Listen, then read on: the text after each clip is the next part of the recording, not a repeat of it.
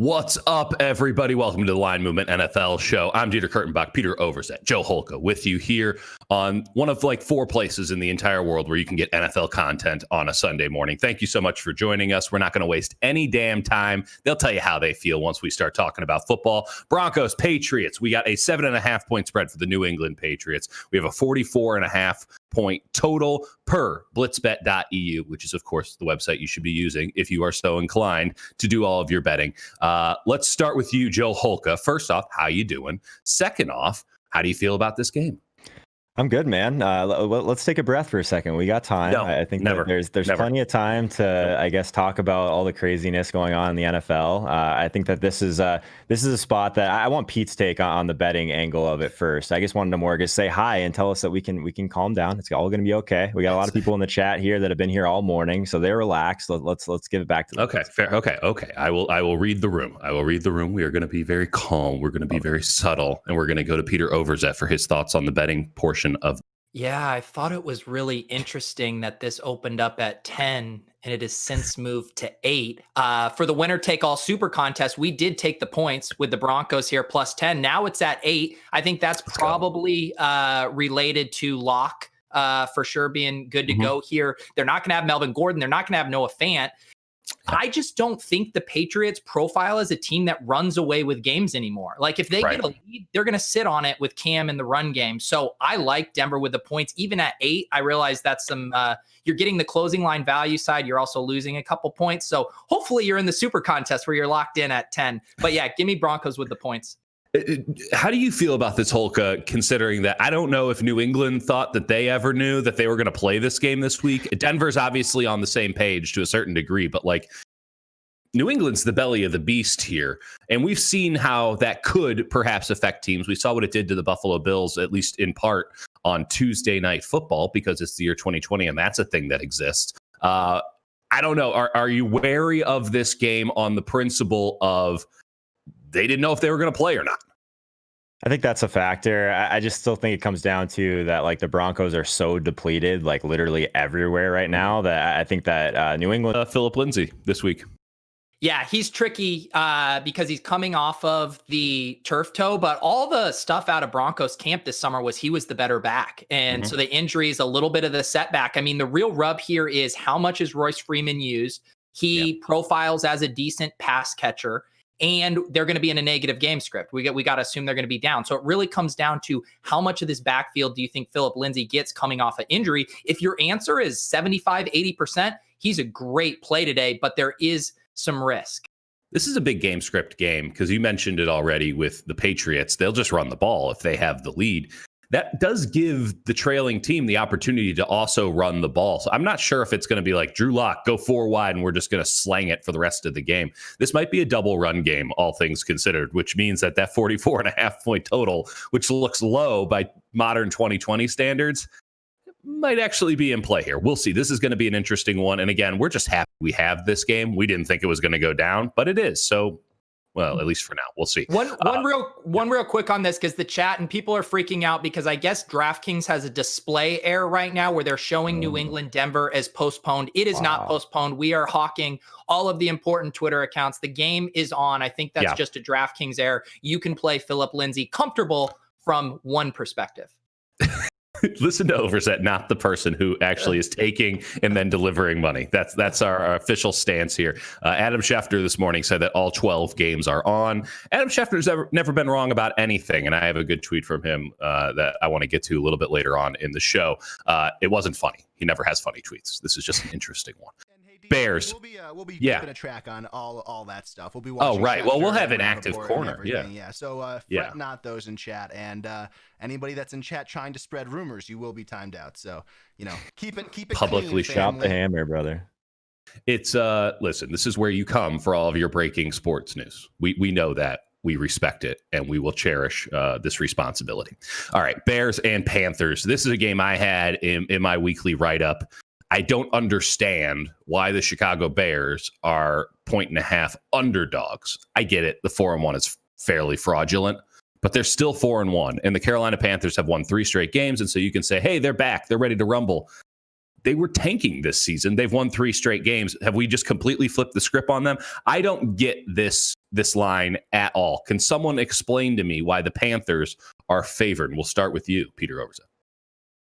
I think they're the better team. I think they've been playing really well. I'm still not sold on Foles in this offense here. I mean, they really just have Allen Robinson as one of their only playmakers. I guess David Montgomery stepping into a bigger role with Tariq Cohen done.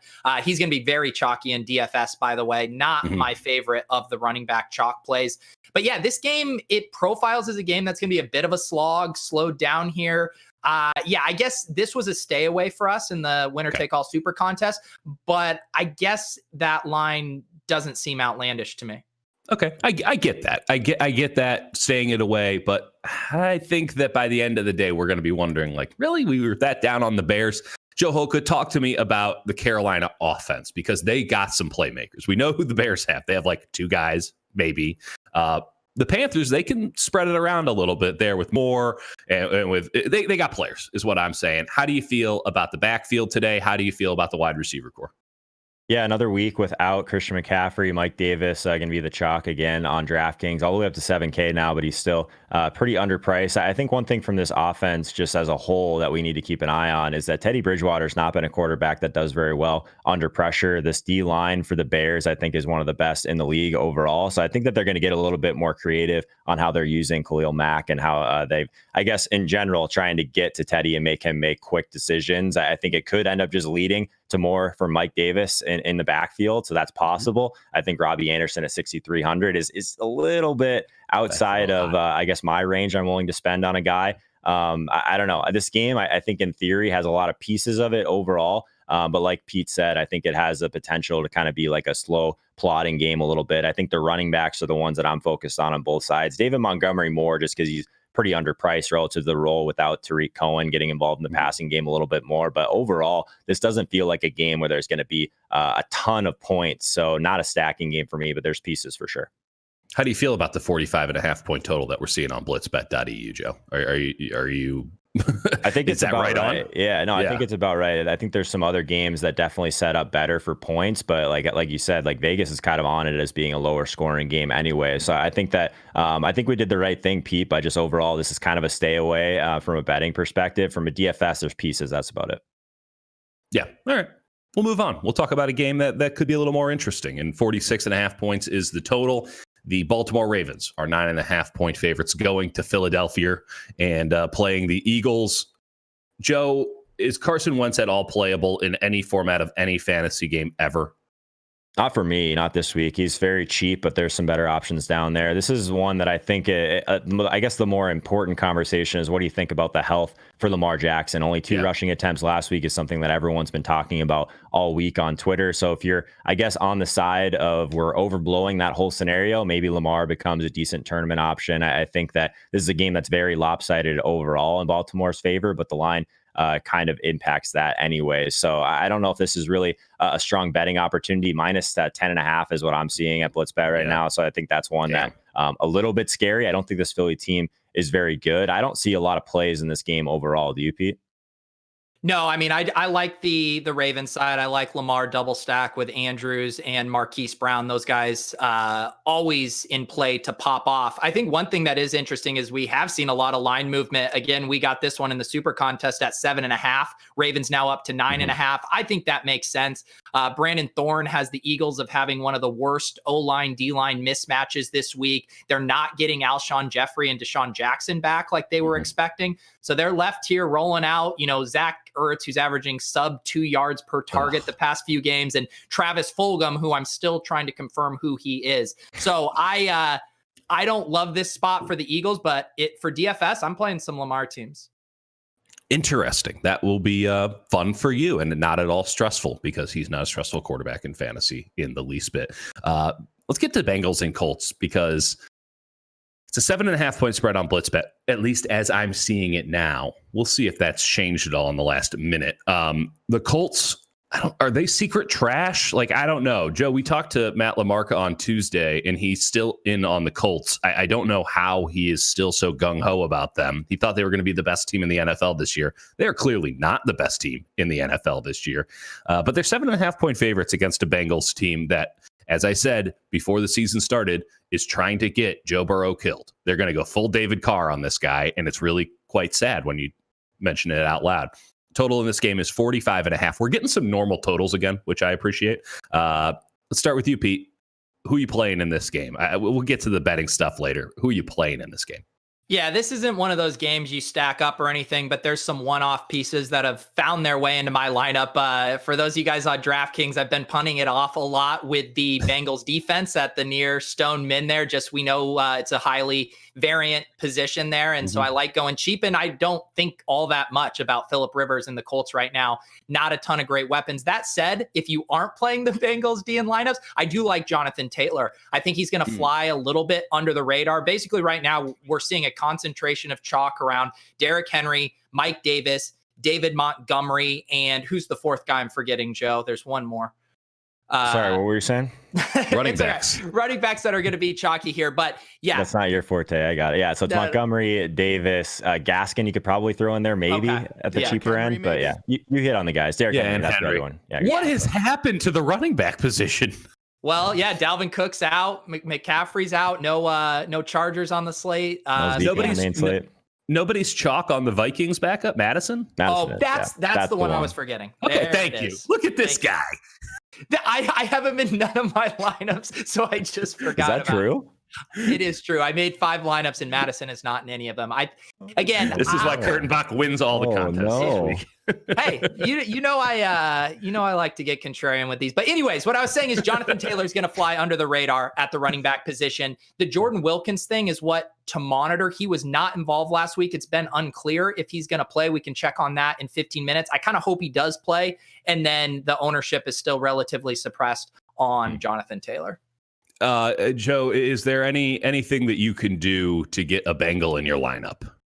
No, maybe T Higgins. But I think that this game is more interesting to me from a betting perspective. I think on I guess the surface of it, yes, the Colts, they look like they're very strong bets to win this game. The Bengals are winless in 16 straight road games, but they're also 10-6 against the spread in those games. So it's a weird scenario where the public never really wants to be on the Bengals side. They're 0-11-1 straight up in their past 12 games overall. When they've been underdogs of 6 and more points, but they're 7-5 against the spread. So this team still seems to kind of be one that people aren't thinking of, but in the betting markets, I think they're a little bit more interesting. Slow pace game for DFS, this Colts D line. I feel like we've hit on a lot of these already, but such a huge mismatch for the Colts D line versus the Bengals, very poor offensive line. So I think that they're going to struggle overall. I think the Taylor play is interesting, Pete. I just haven't really seen him be as involved in the passing game as I would like. So if you can sell me on 4 to 5 targets from Jonathan Taylor, then I might be on board with that one. But he seems a little bit overpriced to me. What kind of hit me. I was just going to say, I think you're looking at the spread here to kind of show us what this game script might be. And if they are, 7.5 point favorites, you think he could get going against the Bengals. Sure. How do you? What play do you guys have on the spread? If gun to your head, you guys have to make a play on this spread. What are you doing? Go ahead, Joe. I'm probably going to take Bengals with the points. Okay, Joe. I'm with them. I think Bengals in this spot. I just don't have a lot of faith in Phillip Rivers, is what it comes down to. This is to Lamar. I guess to Lamarcus' point, every week this team has one of the best defenses in the league, but you still have to score points in the NFL. All right, I'll take the Colts. Just fun part. Okay, Texans Titans. So you're going to get Derrick Henry. You're going to get Deshaun Watson. You're going to have a team that is in total disarray around Deshaun Watson. No one knows what the hell's going on in Houston. You got a Tennessee team that I don't know if they have any coaches anymore, given the COVID situation. And you have a 3.5 point spread favoring the Tennessee Titans with a 52.5 total, which I find interesting, even though the Titans just put up bonkers points on, again, Tuesday Night Football. Let's start with you, Pete. Yeah, this game is... Talk to me about this. I have no idea. It's tricky. For me, the Titans are just tricky in general. They're hard to play in DFS because they're all going to be popular. Tannehill, Derrick Henry, AJ Brown, Jonnu Smith, all of those guys are chalk. So immediately you're left with, how do I get any leverage on this game? As far as from the point spread, 53.5, man, I always get queasy with these divisional matchups. Now you have the Titans on a short week, having played on Tuesday. I feel like these division games can go under. So this is a stay away for me from a betting perspective. DFS, I've started to warm up to the Watson side. I love Will Fuller this week. It seems like he's flying under the radar. So I do think you can get creative on that side. We know they have the Rolodex of 5'10" wide receivers that you can mix in and out of your lineups. But Joe, what are you doing with this one? Man, this is a game we have to get right because there's so much chalk in it. And like, it's very like, I don't know if this is even a term, but it's like directional chalk. You're either on the big dog train with Derrick Henry, or you're on the AJ Brown and Tannehill are very underpriced train. So I think you kind of have to pick a direction with that first off. I don't think you can play them together, obviously, but I think that I'm kind of with you. One of I guess the stacks that I talked about earlier this week on my channel was the Watson stack overall. I think just goes under-owned in a game environment we love. So we'll see these games that end up being really chalky on one side. Sometimes like the other side is always really intriguing to stack up if you think there's going to be a lot of points. So Will Fuller is kind of in that range of some of these, like you're probably trying to get to Adam Thielen at 7,300 and ignoring Will Fuller for a little bit cheaper at 68. So I think that from that perspective, I like the Fuller call a lot. He's probably a little bit overpriced relative to his volume, but the ceiling is always going to be there for Will Fuller. So I like the idea of going the Houston side of this game. The pricing on the Tennessee guys is just a little bit,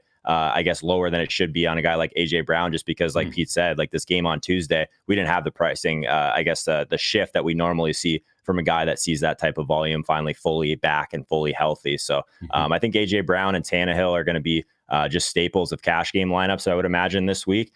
From a tournament perspective, trying to find leverage in this game is a little bit more difficult than I thought. Jonnu Smith, 2 touchdowns. There it is. I like Jonnu. I like Jonnu a lot. I've known Jonnu for a while. It's surprising it took this long for him to kind of break out because he's a super freak athlete. And here is the entire flow chart of if you should draft a tight end. Is he a super freak athlete? Yes, draft him. That's it. That's all you have to do. All right, Browns and Steelers. We talked about this game a lot on Tuesday in the show with Matt LaMarca, Joe. I find this game to be disrespectful, the spread to be disrespectful. You have a 50.5 point total on blitzbet.eu. 3.5 points for the Steelers. Joe, what the hell's going on? I like what the Browns are doing. I really do. But the Steelers are one of the better teams in football. I really do feel that. The Browns are not. So what the hell?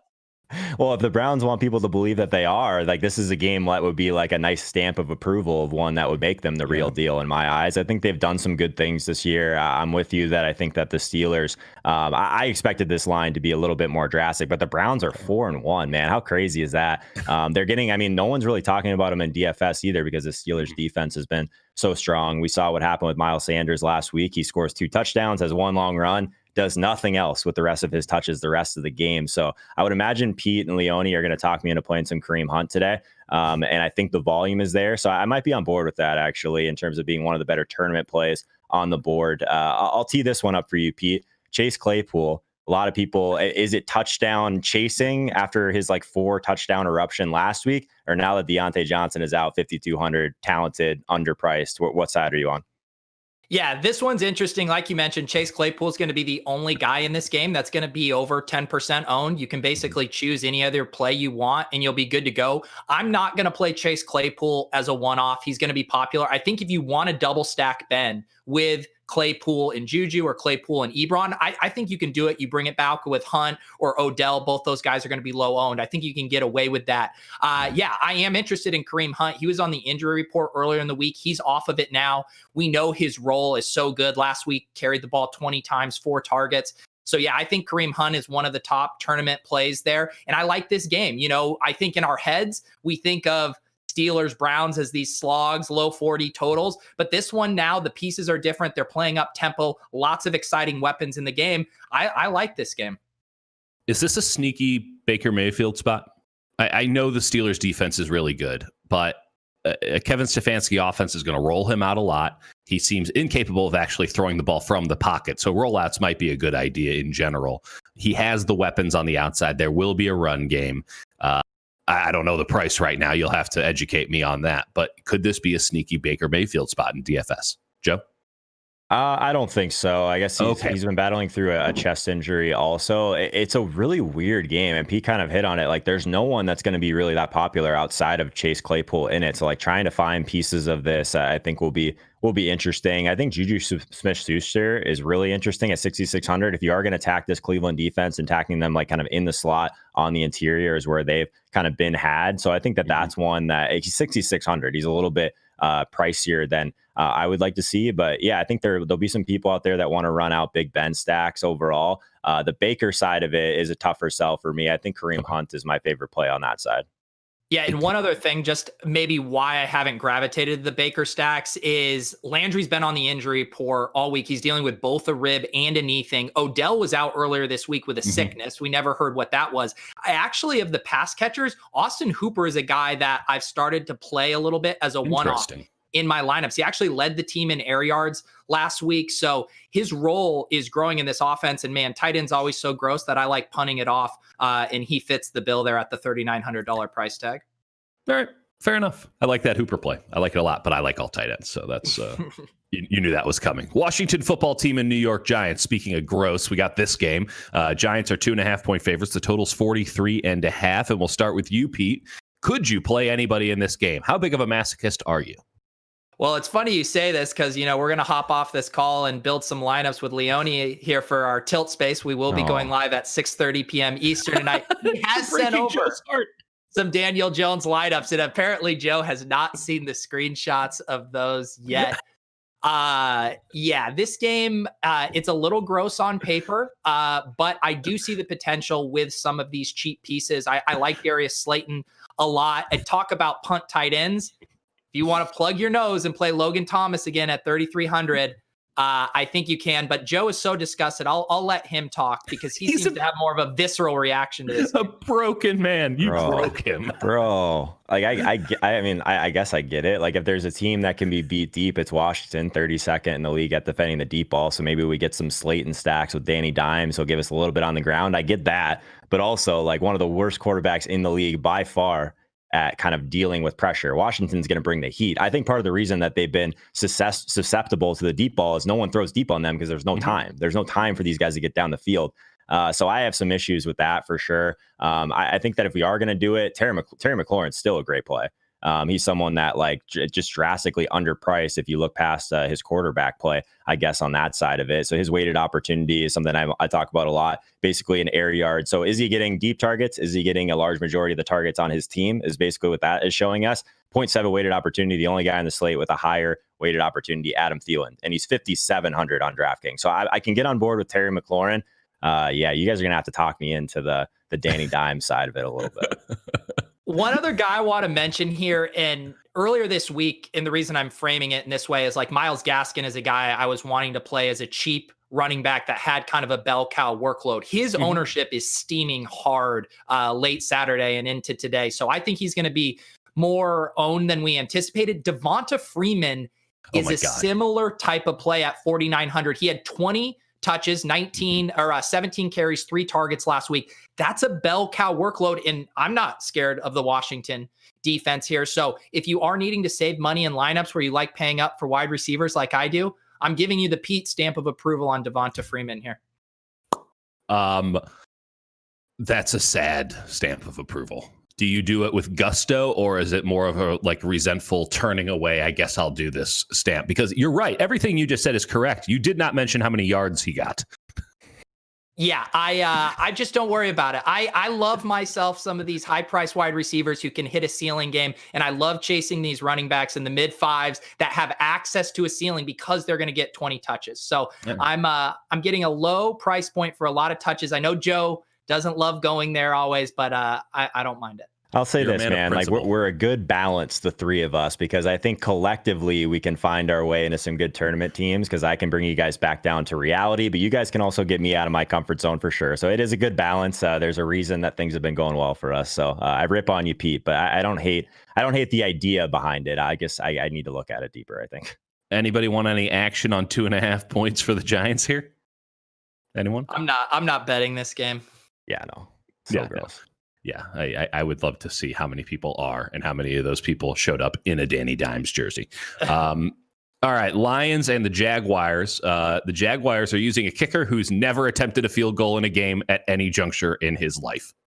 So congratulations, Trevor Lawrence. You looked really good on Saturday, and you're going to Jacksonville on Sunday. The Lions are 3.5-point favorites.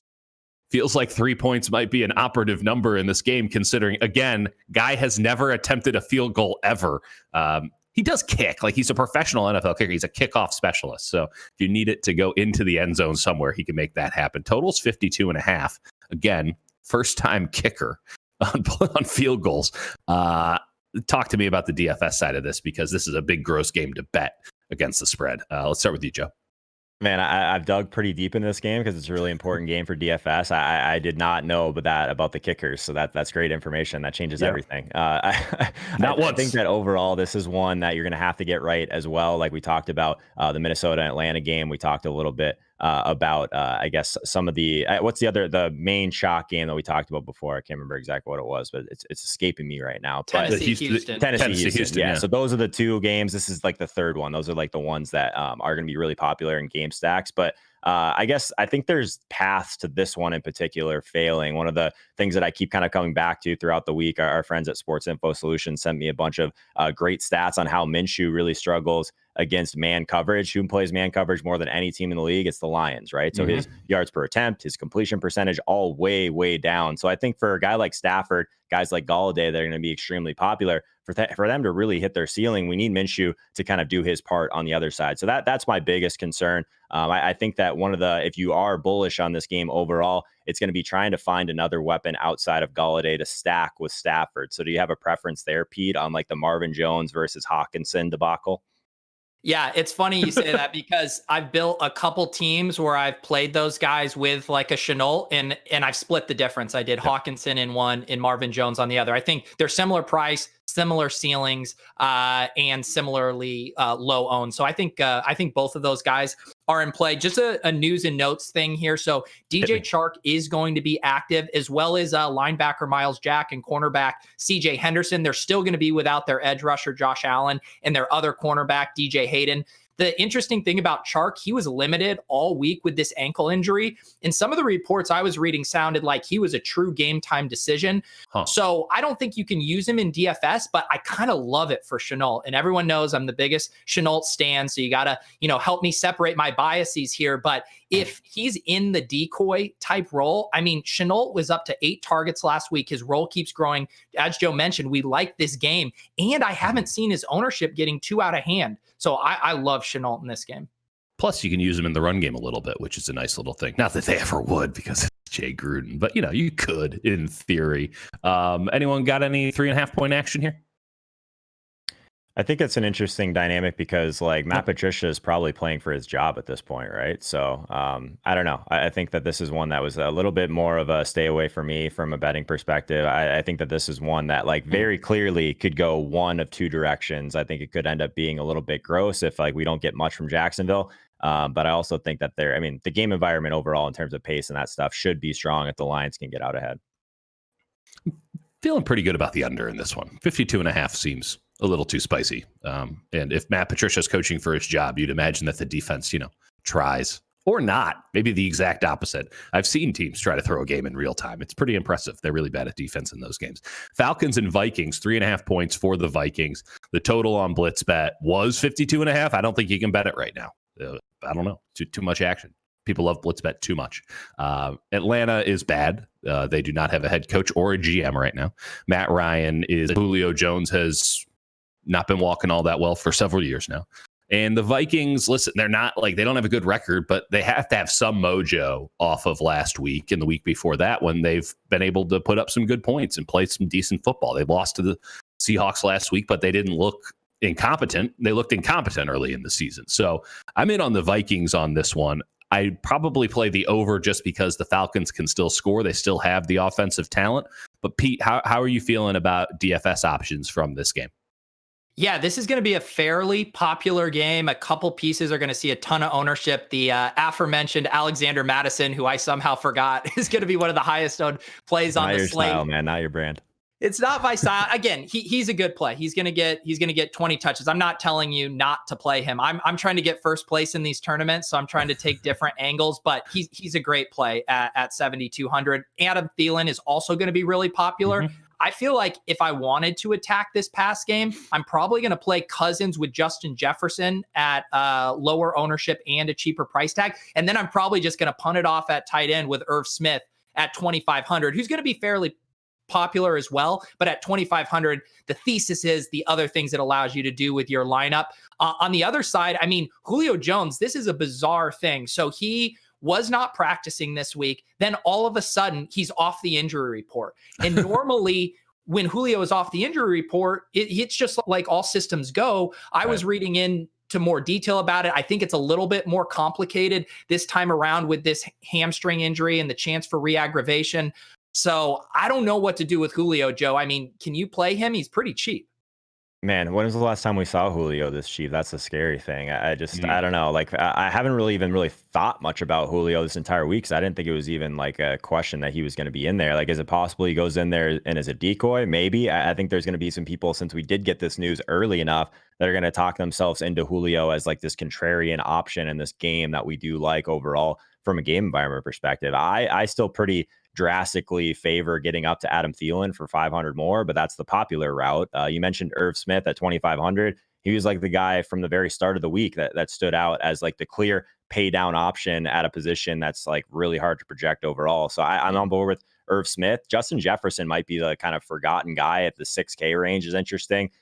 We do love targeting this Atlanta defense. Cousins is someone that I really like this week, and I very rarely play these guys that don't give us any rushing ability, but I made an exception for Cousins because I think he's someone that has been throwing the ball deep a lot more. Only Lamar Jackson, a higher average depth of throw this year on the main slate at least. So I like the idea of a Cousins stack because we know where the ball is going.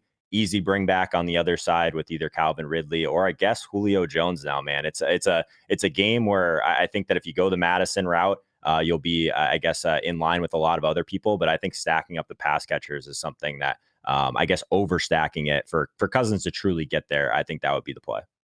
Real quick, I just want to J Slice in the chat. You can't take first with Madison. We don't have enough time to get into all the game theory discussion here. Of course you can take first with Madison. You're going to have to get unique in other spots, though. Right. And I just like approaching it from a different angle. But again, I'm not telling you not to play chalk, Madison. Man. You can't win with chalk. It's confirmed. You literally cannot win with one guy in your lineup that's 25% owned. It's impossible. Quick question. Do whatever you want. If you had to do a single bring back here, or a single one-off, are you looking at somebody like Ridley or Thielen, or are you looking at Justin Jefferson on the cheaper end? How would you grade these pass catchers 1, 2, 3?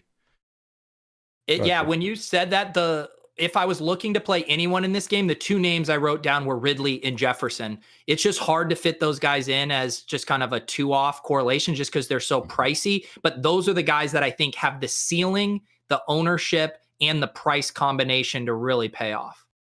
Yeah, I think that a bring back, typically, I would like to get a little bit more leverage. So if you're stacking up Atlanta, like even bring it back with Thielen, I don't know if is the best play because you're trying to get more unique with your stack than anything. So I'm kind of with Pete. I think Calvin Ridley offers the most leverage of like these higher priced wide receivers in this game for sure. Go ahead. I was just going to do real quick here on our Inactives Corner. Honestly, it's been pretty quiet from the skill position standpoint. A lot of the people that were, game time decisions like, Julio, DJ Chark, Odell, all of those guys are playing. The only interesting things I've seen is really on the defensive side of the ball. So Julian Edelman's good. Jordan Wilkins is playing. I know we mentioned that earlier as it pertains to Jonathan Taylor, but yeah, pretty quiet out there as far as big inactives. How do we feel about the 3.5 point spread in this one? I feel it's a little disrespectful to Minnesota, who I understand only has one win. Atlanta's like straight up not good. That's why everyone got fired. Joe, are you laying anything down on this game?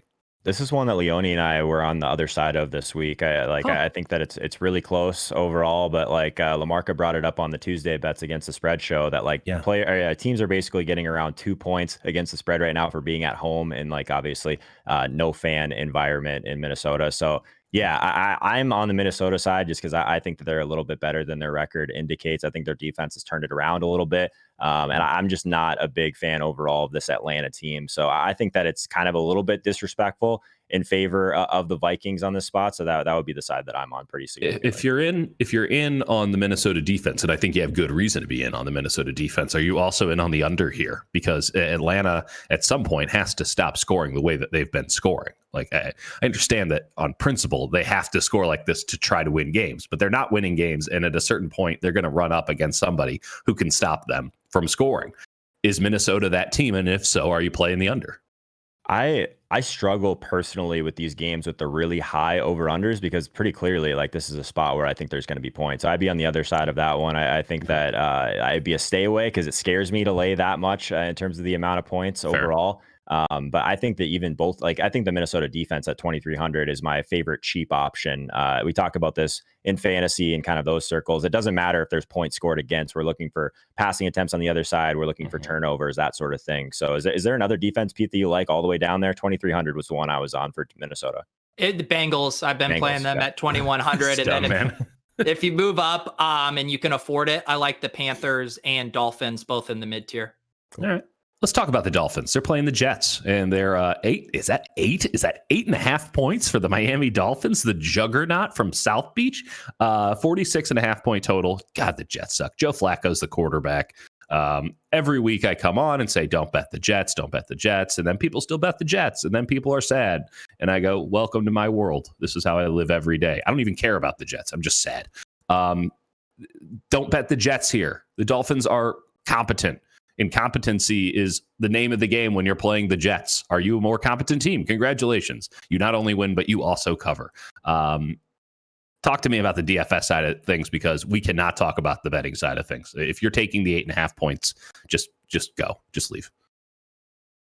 Yeah, the thing about this is I don't want to bet either side. I don't want to bet either side because this is the first time the Dolphins have been favored, period, in Brian Flores's career here. So I with the Dolphins, and these divisional games can be wonky. I know the Jets suck, but yeah, I'm not betting either side of this. We stayed away from this in the winner take all super contest. I haven't been the only play I've really been considering in this game is Myles Gaskin in the defense.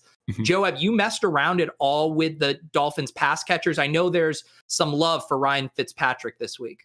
They're expensive, man. Getting to Gesicki and Parker, like, it's good in theory until you start actually building teams. It's not easy to do. And stacking this up, like, you basically have to talk yourself into like a Jameson Crowder as a bring back on the other side. So I'm kind of with you. I think Gaskin is someone that's kind of picked up a little bit of steam. I'm intrigued by Fitzpatrick because he's the same price as Ryan Tannehill. I think there's different paths of both of those games failing. This one in particular, if the Jets don't give us anything on the other side, like, this Miami team has wanted to run a little bit more than people realize. So I like the Fitzpatrick stack much more early in the week, I think, than I do now. No love for Preston Williams. He's good. He's cheap. He'll be unowned for sure. Any thoughts on the pass catchers past Gaskin, Pete? Yeah, I mean, Preston Williams hadn't done anything until this last week. Then he had 111 air yards, his first strong day of the year. I still think Gesicki, Isaiah Ford, and Preston Williams are going to kind of rotate these big games, and Parker is really the only bankable guy from a target floor. Fair enough. Could you play a Jet? Just a very simple question. Any Jet. You could literally log into your account right now and put a Jet in your lineup. You are allowed to do that as a free citizen. How about this? Or an unfree citizen. Yes, you could. Should you play a Jet? Is there any Jet that can even slightly pique your interest on here a lovely Sunday in the year 2020? Sure. I will say, if you want to do a little mini correlation with Myles Gaskin and play Jeff Smith at the Stoneman, who was in the air yards by low model. Again, if you're going to play a Jet, it better be the Stoneman. You cannot pay anything for a Jet. Aren't they all Stonemen already? Like, is there a differentiation between Jet and like guys who actually have value? Like, that doesn't make any sense. What's Joe Flacco going at this week? I'm gonna box score watch a little bit here for all the fans. Jameson Crowder, 10 targets in 2 straight games, over 100 yards in 2 straight games. Like, it's gonna be ugly, but he's gonna dink and dunk his way down the field. He's very expensive for this type of offense. I'll say that. So he's 5,800 before last week. Now he's all the way up to 6,100. There's just better options in that range. I think he's the bring back for me. Jeff Smith at 3K. leaving a lot on the field last week for sure. 11 targets, only had 3 catches for 23 yards in that spot. Did play a ton of snaps though, so I think that he's someone that is probably underpriced because of the stat line, not necessarily the usage. So I'm with Pete on that. It's gross though. Hey, Joe, that's man, bad. what's up with Jameson Crowder? Like, is he who he thought who he was? Or, like, is he going to be more expensive? Is he going to be $8K by the end of the season? But I was looking at some stats and comparing him to his previous salary expectations. I don't know if we could rocket ship this guy or if we see it going back down to earth. What do you guys think about that? The volume's there for sure. I struggle with these guys because we just know it's important to still target higher team totals, and the Jets are never going to have that. It's the same thing with the Washington guys. It's very comparable in that way. Like Terry McLaurin is going to be getting a ton of volume. His price is never going to completely move, I guess, out of range for us. Like Jameson Crowder, I don't know. There's just, 3 straight, I guess, if you kind of take out some of these games when he's injured in between of over 100 yards. He's just that security blanket option, but he just seems too expensive. Thoughts, Pete? Yeah, I wouldn't play him as a one-off. The situation I would use him in, if you are playing this game as a shootout, if you are one of those crazies and you're going to double stack Fitzpatrick and you're looking at the bring back, I think you can justify it there. I probably gave him the short end of the stick on my you can only play Jeff Smith thing. He is getting the targets, but man, I do not like it unless you think this game goes way over the total. And if so, I want whatever it is that you have, because we're going to need some of it. You're betting on Joe Flacco in a shootout. I guess it's better than Darnold. Yeah, same problems all around him. We just talked about Jameson Crowder for 2.5 minutes. All right, Green Bay Packers and Tampa Bay Buccaneers. This is an interesting one. 1.5 going towards the Packers. Total is 54.5. A lot of respect for the offenses here in this game. I get it. The defense. Actually, I like Tampa Bay's defense. Green Bay's likely to get exposed here at some point. I don't know if Tampa's going to do it, though. We have a bunch of playmakers. We have Devontae Adams back. Talk to me about it, Joe. Who are you playing from this game? Because you got to have somebody, right?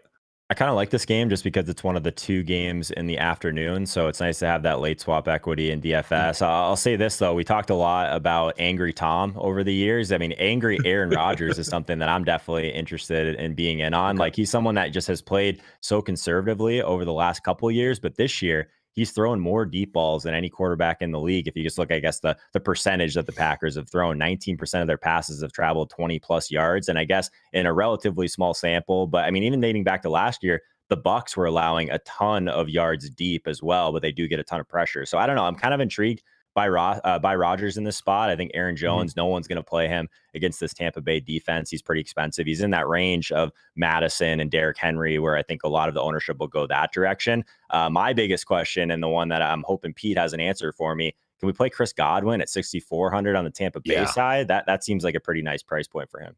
You can play everyone in this game, and I'm not even saying, I'm serious.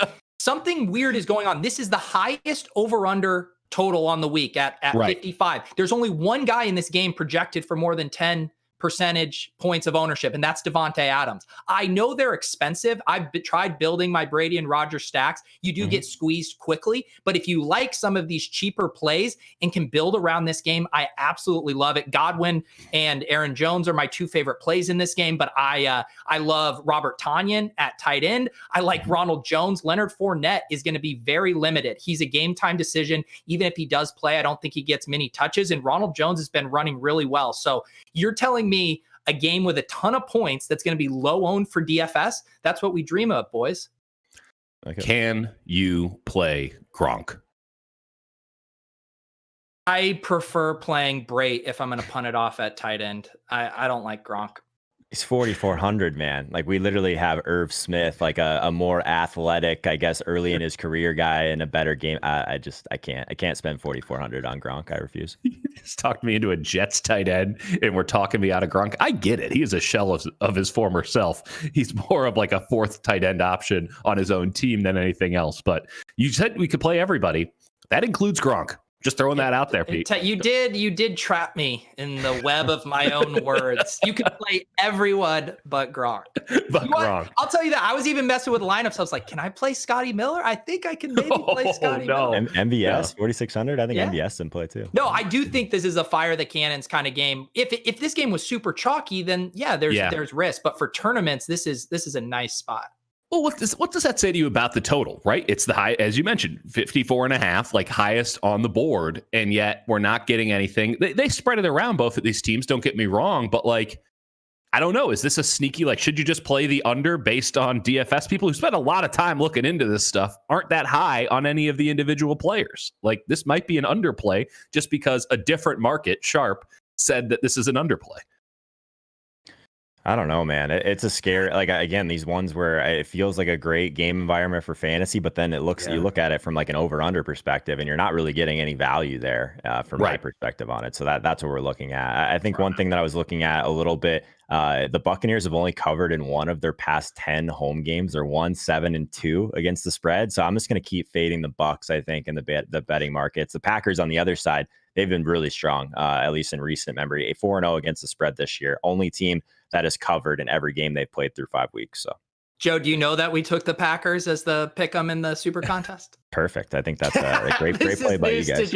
It's a very collaborative effort here, how we make these picks. You guys do all of your work on Saturdays. Literally, it's the only time I try and get away from my computer, like the entire week. Like, I try and get away for a couple hours. I'm sorry. My favorite part of this show is when Pete tells Joe what's in the Super Contest pick this week. Whenever you have 5K on the line for a winner take all, you really have to get everyone involved to make it work.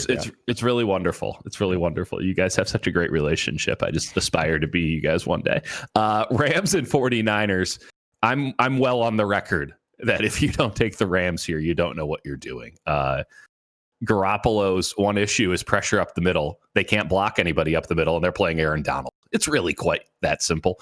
Niners are 2.5-point dogs on blitzbet.eu.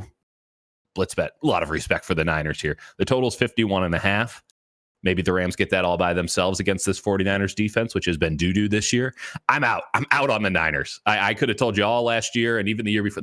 They've been good value the last couple of years. Even as a bad team, they were fairly decent value because they were well coached and played hard. This year, I mean, this is just a gap year. They just took the year off. That's what I'm seeing here. And I think the Rams are like good, like really good. I know that they haven't played anybody, but I think they're good. And Jared Goff looks like a new man. So talk to me about the DFS side of things. And in fact, actually, I'll posit this one to you directly, Holka. Could you play Jared Goff this week? How are we feeling about the Goffster? Well, the good news is this isn't on the main slate from a DFS perspective, so we'll get there if we talk some showdown. Pete, you don't give me enough credit, man. I know that we're on San Francisco +3 here in the contest, so seriously looked it up after. I'm literally scrolling on my phone. No, I'll say this though: if there's one underdog that you don't really like to bet against, at least in the betting markets, it's the 49ers. Their past 5 games as an underdog, 5-0 against the spread, 4-1 straight up. I'll say this on the other side though, and I guess I probably could have contributed this on a Saturday with our picks, but the Rams, like in their last 20 games as a road favorite, in those 20 games, 16-4 straight up, 12-8 against the spread. So I'm with you guys. It's a little bit scary to have anything on the line with the Niners, but this is one that I will be watching closely on the Tilt Space later. Talk to me about it, Pete, because I don't understand how you're in on the Niners. I don't get it. Yeah. So it's the quote unquote sharp play of taking the points in a game like this, but I understand the hesitation. I was seeing Mina Kimes on ESPN. She had this chart up the other day where she was showing quarterback interception rate relative to their average depth of target. He has one of the highest interception rates with the lowest average depth of target, which is hard to do. It's hard to throw interceptions when you're dinking and dunking, but Jimmy Garoppolo finds a way. That said, and I know you're our boots on the ground, but he can swing in either direction. We've had him play really efficient, solid football, and then he has the meltdown games and the awful picks. So the question is, which Jimmy G are you going to get? If you get the game where he plays, relatively poised and doesn't turn the ball over, then the +3 is a smash. I don't know if it's a smash in that situation, right? Because Jimmy G, you got to think about the 52-man roster and then the overall 53. So it's quarterback is obviously the most important position in professional sports, and he's not the better quarterback in this game. Last year, you could have said that he was, right? Because Goff, we were all down on Goff. We all sold our Goff stock if we ever had any. And we're like, this guy's washed. He's been figured out. Matt Patricia broke him, all that stuff. He's been really solid this year. Way more efficient.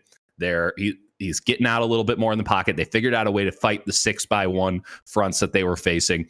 And the dude can slang it. Like, the arm talent is there. So I feel like that Rams offense is really clicking now that they can run the ball again, because they're not pretending that Todd Gurley is a viable running back in the NFL. Like, they can actually do the McVay offense. On the other side, Garoppolo was a guy who, let's be honest, was kind of held up by the fact that the 49ers had one of, if not the best, 52-man rosters around him in the NFL. Like, they were just loaded across the board. And they had this great defense, and they could run the ball with ease. They don't run the ball with ease anymore. Like, I like Raheem Mostert if you're doing a showdown thing. Like, he's a good player here. I don't think that the Rams are going to be able to stop him from getting a bunch of yards. He's probably going to have to catch a couple passes. Like, he's going to, if the Niners are going to win, it's going to be on the back of Raheem Mostert. But like, Garoppolo, you cannot put the game on his shoulders. It's happened once. He won in New Orleans last year. He's just not that dude. And I would be really concerned with that ankle. He can't step into his throws. He's never had any power on his throws, which is why his average depth of target is so weak. Like, he makes Kirk Cousins look like a strong-armed quarterback. And Aaron Donald coming up the middle against a backup center and a really bad right guard. I honestly think that that's it. Like, that's the ball game right there. Sometimes it's as simple as that. So I get what you're saying, Pete. Like, it's easy to believe in Garoppolo. I think Garoppolo has been propped up by good players and good teams and good coaching around him. And now that they have so many injuries, and now that they have a matchup that I think is particularly vexing for them, he's going to get fully exposed, and we're not going to be talking about Jimmy Garoppolo next week. Like, I think this is the end of the Jimmy Garoppolo era in San Francisco. Maybe not immediately, but like, overall, I think it's said and done, because people are going to write him off after this game. But you might have some insight on it.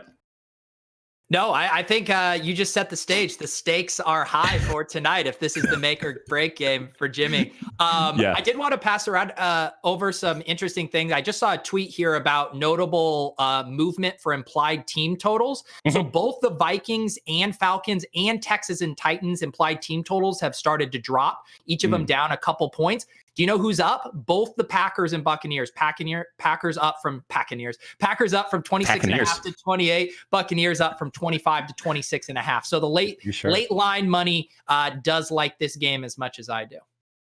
Too sharp. We roll in Tampa. All right, give me quick spread picks for Chiefs and Bills. Go, Joe. Yeah, I guess we don't have Lamarca here to give us all the betting trends, so I wanted to dig one up for this next one. The Chiefs 1-5 against the spread in October games since 2018. So there's a nice little October nugget for you guys. The Bills as home underdogs, their previous 11 games, they're 3-9 straight up, 4-8 against the spread. So I think that the Chiefs get right here. I think it comes down to Josh Allen still not ready to be, I think, that elite Mahomes type of quarterback. So I think Mahomes, there's no way that they let this Chiefs team lose two straight, in my opinion. Two things on that real fast. One, doubting Josh Allen from Joe Holka. Never thought I'd see the day. Two, excuse me, what is that record on games after a Tuesday game, sir? All these things do not matter. You have all these trends, but they don't matter because it's 2020. You never say that to Lamarca. You never say that to Lamarca that his trends. Because I like Lamarca. Always on board. I'm trying to get these in here because he's not here, and you're ripping on the trends, man. Come on. Yeah. Well, listen. Tuesday games, it's all wash. Go ahead. You're listening to him all year talk about these Tom Brady trends with Bill Belichick, and you let those go. I let those go because Bill Belichick deserves respect. I call out Lamarca plenty, sir. I call him out. He's still in on Colts. I made fun of him in this show. He's not even here to defend himself. Like, that's just a low blow on my end. So don't pretend like I'm letting Lamarca go away scot-free here. I'm calling him out when he's not even around. Plus, in the show. Yeah. Bringing that logic back towards you. Pete, I'm sorry. We left you there hanging for a second. How do you feel about Chiefs and Bills? You know what? I'd actually take Buffalo with the points at home. Give me the 5 points there. I think also you're probably getting a point or two of primetime discount just in how poorly Josh Allen looked last week. But I still think these are two of the best offenses in football. I'm expecting a ton of points. So is Vegas, 57-point over under. So yeah, I'll take in a close game the team at home with the 5 points. Primetime discount was my nickname in college, so that sounds good to me. All right, Joe's Arizona Cardinals with the Dallas Cowboys and Andy Dalton. This game got real sad real fast about third quarter last week. Cowboys are 1.5 dogs. Let's start with you, Pete. How hard are you in on the Arizona Cardinals? Well, breaking news for Joe Holka. We did take the Cowboys +2 in the super contest. We got a little bit of closing line value as it's now -1 here for the Cardinals. This one's tough. It all comes down to how much you think, Dalton can keep things humming without Dak Prescott here. Arizona has been a weird team. I saw another stat too about those interceptions for quarterbacks, and this one was relative to how much win probability it cost the team. The two highest with egregious interceptions were Carson Wentz, which we all expect, and Kyler Murray. So he's still hurting this team in some key spots, and I don't know. I think I want to take Dallas here at home and just take the points. Well, okay. Joe? Good to know that we have Dallas again for the 18th straight week in the super contest. That's gone well for us this year. I'll say this, though. Super contest. Yeah, literally. So the Cardinals overall, we talked a little bit about primetime games. They're actually 0-4-1 straight up and 1-3-1 against the spread their last 5 games in primetime. So I'm on board with this. I guess it would make sense that we've just been tailing Dak Prescott and this Dallas team for so long and getting this absolutely buried. We've done really well in the super contest so far, but I think we're 0-3 in our Dallas bet so far this year. So maybe we turn that around. Andy Dalton gets it done for us. So I'm on board. Scary game. Hopefully my Cardinals win, but we still cover here with the Cowboys. We got any final inactives? Anything that's popped across the wire here, Pete? One thing I had cleared up in the chat that I forgot to mention, I did miss Curtis Samuel as inactive for the Panthers. Kind of interesting in that he'd been getting a couple carries and a couple targets. I mean, this is now as condensed as you can get with Mike Davis, Curtis Samuel, and Robbie Anderson. That's the offense. It's going through those 3 guys. Joe, any parting shots? No. Let's go build some bad teams, Pete. Can't wait. All right. Jordan, you going to interrupt me this week, or are we good? No, I think we're good. I think we covered all the bases. We got some infighting. We had some laughs, some fun. I hope everybody else had those same things as well. We're all good here. Not the infighting. Save the infighting for us. We're paid professionals. All right. Have a good week, everybody. Win some money, eh?